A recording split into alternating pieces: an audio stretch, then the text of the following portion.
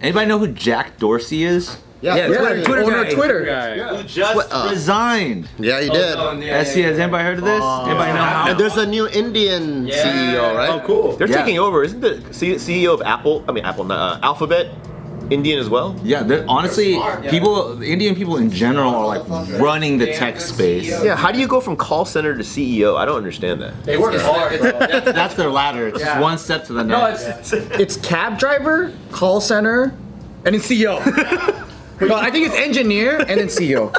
Yeah, they're good at multitasking. Yeah. I think they're really good at that. I mean, ultimately, but I love the way that Jack did it. Obviously, he did it via Twitter. He actually posted his resignation letter as a tweet because, you know, he felt that Twitter needed to be a transparent company. Has anybody read this letter? No, but I kind of saw it come in during. All right, so do you remember the time when all of social media was under attack by the government? The government was trying to take over all the Facebook. Trying to regulate it, right? Yeah, so Facebook was under investigation during that time. So big tech was having to comply a fuck ton with the government, meaning like the government was basically putting Zuckerberg on trial and other guys like Dorsey and saying like, if you know, the reason why Trump got elected and because of Russia, all that is because you guys weren't controlling your shit.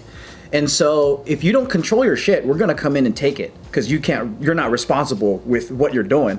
And then that's why also social media got so control heavy, right? Like you make a wrong post, the bots get you all this shit, right? It's because they're overreacting. So then the government can't say, you guys are fucking up, so we're coming over and we're taking over, right? Also, during this time, now Jack Dorsey used to be all about freedom of speech. He used to be this guy that was pretty crazy. Like Twitter, still to this day, you can have porn, nudity, you can have cam girls go there and fucking show their ass all day long, you can show pussy, whatever, right? But what's weird... And what are these accounts that I need to follow now? Yes. You just look at who's adding you, and then they'll pop up. The truth is so funny. So the thing is, though, on Twitter, I felt like that was the place where you could say whatever you want, do whatever. But they started canceling accounts that wasn't fitting the narrative of Silicon Valley and also their beliefs. Maybe more left, maybe whatever, right? So all these like Republican accounts started getting basically silenced and taken out or whatever. And it was weird. And then so during that whole time when they all silenced Trump and all this stuff, and you know, I'm not right or left, I'm just saying that the series of events of what happened, it was kind of weird. Big tech, when they silenced Trump, they also silenced a lot of other people. And you know, I was like, this is weird. It just seems like there's some kind of cooperation going on here, and they're choosing one political side when they're supposed to be more like, hey, you could say whatever, it's an open forum. Instagram's like that too. They shadow ban people. Yeah. Like I'll see someone post someone else's thing, and I'm like clicking on, oh wait, what did that person say again? And then if I miss the post, I'm like, okay, let me just go in the search for that account, and I'll type in exactly what that person's name is, and I'm like, what the fuck? Can't find it. Yeah, can't find it. Yeah, it's weird. It is weird. Yeah. But then during that time, Jack Dorsey was being basically drilled about this stuff by Republican Congressman, I think it's Ted Cruz, the Texas dude. But there was interviews during the pandemic of him pressing him and saying, you know, if this is an open forum, how come Twitter is deliberately banning these people, like different media outlets or whatever that doesn't fit the left ideology? And they're like, if it's a fair platform, why is this happening? And then he was like, oh, I don't know. And then it didn't seem like the same Jack Dorsey that came into the space where he was like, yeah, you can say whatever you want, whatever. And then like it sounded way more like rehearsed speech. If you want free speech, I think you gotta put a comedian in charge. That's true. Yeah. Make Dave Chappelle the CEO or something. Oh my God, imagine that. That'll be tight. Then you can enforce free speech. Dang, from like a CEO perspective, like like Jack Dorsey's obviously he's stepping down. He's putting to another CEO in his place and stuff like that. He believes that the true intentions and the beginnings of Twitter are also still going to be carried on. And that's like why he's still trying to even like post his resignation via Twitter to make things transparent, because Twitter's supposed to be like a very, very transparent and growing kind of like company and corporation and stuff like that. Like how does, and I'm just asking to ask, like how does a person who like helps co-found something like that, what do you feel like stepping down as a CEO, like what do they have to offer by doing that? Like what I think do he's they like, I'm tired of this shit. That's what he's saying. Sounds like he's got beaten down over the years. He's like, I can't do this shit no more. That's what it sounds like to me. All the crypto meme pages I follow, they're like, he's about to double down on crypto. For sure. Huge Bitcoin supporter. He's very bullish on it. But like, do you think he's resigning out of like either wear and tear, or like are people like actually being like forced resignation? That's my theory. That's why I brought up the government, and how he was coerced to choose a side, do all You're this saying stuff. that there's maybe something else, something thicker in the water in terms of because it doesn't make sense to me that all the big tech companies, all social media, simultaneously at the same time decided to coordinate the silencing of Trump and several other members in media and accounts. But it was mainly, what was weird to me is the president, standing president, was being completely silenced by all these different platforms at the same time. Like, why did they coordinate that? That's just my question. Is like, it makes sense if YouTube bans them and goes, no more YouTube.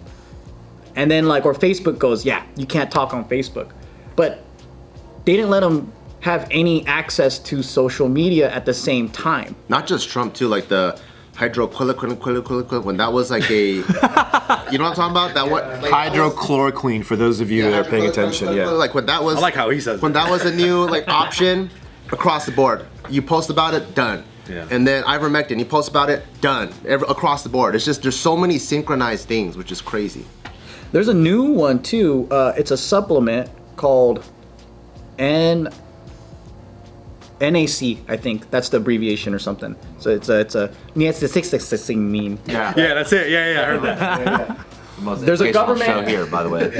There's a government study that was done on it and how effective it is against COVID. It's a .gov site, by the way, right? Scientific journal, everything. And inside of it, there's a report. Conclusion is it's highly effective against COVID. A lot of patients that took this, it's a supplement. It's an over-the-counter supplement. You could buy it on fucking Amazon, right? And then it's off Amazon, and now you can't get it over the counter. You have to get it through a prescription. And it's a fucking supplement, dude. Yeah. That's so crazy. Yeah. And it's what? Because it's effective with COVID that. I think it's big pharma moves. You know, it's like if anything is cheap, effective with COVID, it's they can't profit off of it. They're gonna take it off because they want to be the ones that have a monopoly on selling pills to us. But you know what's crazy? The craziest story I heard is, so ivermectin's highly prescribed, right? Over 4 billion uses across the world. Really? Yeah. And one of our buddies that's in Taiwan, just so that he can have his own COVID protocol, he bought it through one of his doctors. But now in Taiwan, if a doctor prescribes that, they get thrown in jail. And then whoever, if you go, hey doctor, my cousin took this, I also want to take it, then you also get thrown in jail. In Taiwan? Taiwan, yeah. No way.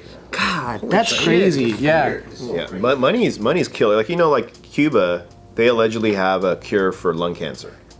They do? Yeah, and so when our former supreme leader made roads with Cuba, one of the things that were negotiated was to give us this alleged cure. So Trump was trying to negotiate a deal to give us the. It wasn't just specifically for that. I think that was one of the parameters in it.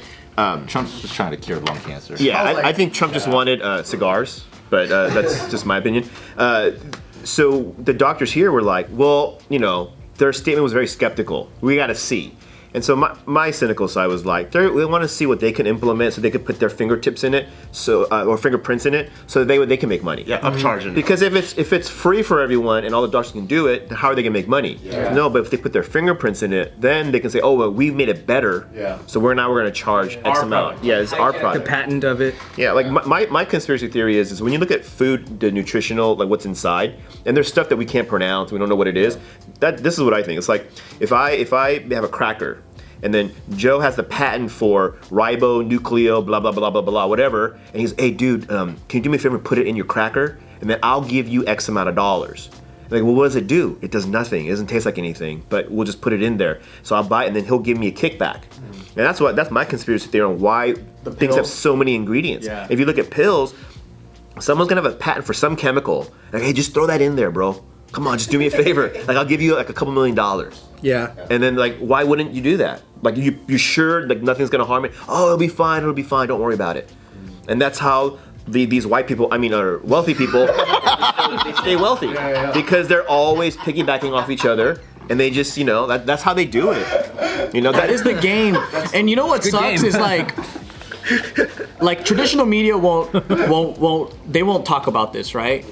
Alternative media, which is gaining in hella fucking numbers, by the way, like Joe Rogan and small channels like us, like we can openly talk about this without consequences. Like mainstream media, they're funded by Pfizer, they're funded by fucking Moderna. They can't say anything that might hurt their So Pfizer, Moderna sponsor us, yo. Like, we will fucking back you up. We will back you up. We'll promote Pfizer today and ivermectin tomorrow. We'll talk about Omicron. We'll talk about all of them. 50% off, yo. Like, Yo, you get us some merch? Oh my god, that's what I'm in it for, not the money. I want Pfizer in this? Hey, Fucking delicious. that's what I'm trying to say is we won't be talking so much if you just sponsored us. Yeah, dude. Everything's money. Like, radio stations are money. Yeah. Record companies pay the radio station to play their music. I don't know if they do it as much anymore because of streaming, but like Mary J. Blige, the big thing with her first song was Real Love. This is back when video jukebox was around. You guys remember that? You call in, you pay $1, $2, they play a video. They spent $10,000. The record label did, and they just put it on video jukebox. So whenever you turn it on, Real Love was always playing. So our impression was that wow, all these people are ordering it. But they weren't. But the song was good. It just happened to be a good song. Yeah. But we thought everyone was like doing that. But no one was buying it. No one was getting it. It was a record label. Yeah. So money is involved. When you watch a news segment and they're doing a thing about an athlete, and the athlete eats potatoes during her meal, that segment will be sponsored by the potato company or something. Yeah. Like a potato group, like a coalition of, Yeah, like the milk companies. Got milk, the milk sponsorships, all that. Yeah. they'll do all that. And so I think definitely money is the bottom line. It's difficult to believe anything. That's like on Spotify. I have a friend whose wife works at Spotify, and she said that there's a department where all the dudes who are the curators for like hip hop or like Rap Caviar, all those like playlists that you see. Make great playlists, well. Yeah, she said that they just every day they got tons of gifts on their desk from like people that are like, hey, get my song on that playlist, get my song on that playlist. Every day. Like Yeah, they're just I got a gift for him too, bro. I got a mixtape coming out. Hit up your boy.